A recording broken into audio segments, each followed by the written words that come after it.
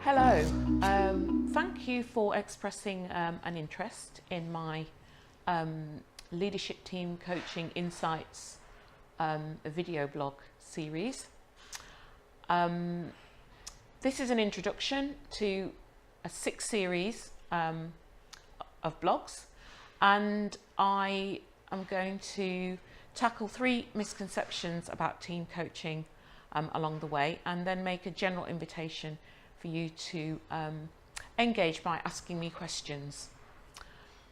So I just want to start by saying team coaching is an emerging discipline in the field of executive coaching. I had my first team coaching assignment in 2017 after working in an organisation with individual members of the leadership team, giving them one-to-one coaching. This was a school, and I invited the head teacher. He was about to ask me to coach another member of the senior leadership team to think about having a bit more of a strategic approach and to consider something with the whole team. He accepted my invitation, and his concern at the time was for the ongoing resilience of the team under the conditions where more and more was being asked of them at the same time as the team was reducing in size. You know the scenario: as members left, they were not being replaced, but the job was getting bigger and bigger. This school was a lead school in a multi-academy trust and was taking on support of other schools. He was also considering moving on, and having taken the school to outstanding, run it as part of the multi-academy trust, he was concerned about succession planning. So that's one context in which I did some team coaching.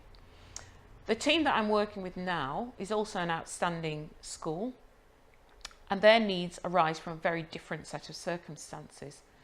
Now, as this is an ongoing project, I'm not going to talk about specifics because I don't want to affect the confidentiality and trust that I'm building up with that team. The school that I have spoken about have given me permission to use them as a case study.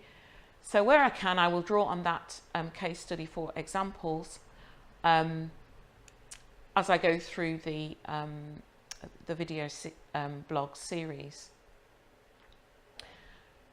What I can say in terms of general points that both the team coaching assignments had in common is that both schools, as I said, were outstanding. The team members were overstretched. Strategic tasks often became overwhelmed by day-to-day operational matters. The team was very time poor. There was very little time for the team to learn together. And an organisation that invests in team coaching is investing in organisational excellence and effectiveness, precisely because it gives the team time to just stop, take stock, reflect, and realign itself in relation to the most pressing strategic priorities of the moment, but also giving it time to think ahead and to plan for the future. This is the introductory session. There'll be 6 videos to follow. Each one will be on a different topic. So video 1, I'm going to talk about team coaching, what it is and why I'm drawn to it. That will be followed by a video on how teams are defined, what defines a team. It's not unusual to find a team that calls itself a team but actually doesn't meet the core requirements of collective team leadership. Video 3, I will describe and explain the impact of the core tools and techniques that I used during the team coaching process.